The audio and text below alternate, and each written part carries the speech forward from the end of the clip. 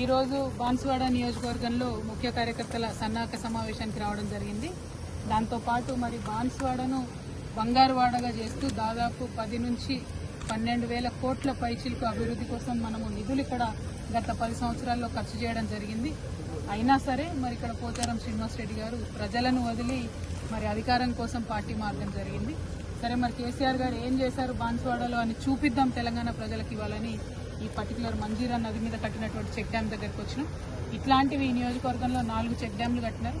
దాంతో ఒకటి hand shake check dams లాగా 4 చెక్ డ్యామ్స్ కట్టడంతో ఈ ప్రాంతం అంతా కూడా సస్యశ్యామలం అవ్వడం, ఇక్కడ జల వనరులు, నీటి ఊట, మరి వాటర్ టేబుల్ పెరగడం, దాంతో అద్భుతంగా పంటలు పండడం అనేది మనం చూస్తూ ఉన్నాం. తెలంగాణకు కేసీఆర్ గారు ఇట్లాంటి శాశ్వతంగా నిలబడిపోయేటటువంటి పనులను చేయడం జరిగింది. దూరదృష్టితో కూడినటువంటి పనులను చేయడం జరిగింది. అది చూపించడానికే పర్టికులర్గా ఇవాళ ఇక్కడికి రావడం జరిగింది. చాలా అద్భుతంగా అనిపిస్తుంది. చాలా చోట్ల పంటలు ఎండిపోయి రైతులు బాధపడుతున్నటువంటి పరిస్థితుల్లో కేసీఆర్ గారు ఈ చుట్టుపక్కల ఉండే 1000 ఎకరాల రైతులు ఎవరు కూడా మరి దేవుడి మీద వాన మీద ఆధారపడకుండా కేవలం ఈ చెక్ డ్యామ్ మీద ఆధారపడి వ్యవసాయం చేసేటటువంటి పరిస్థితిని తీసుకొచ్చినందుకు చాలా గర్వంగా ఉంది. Thank you. జై తెలంగాణ, జై కేసీఆర్.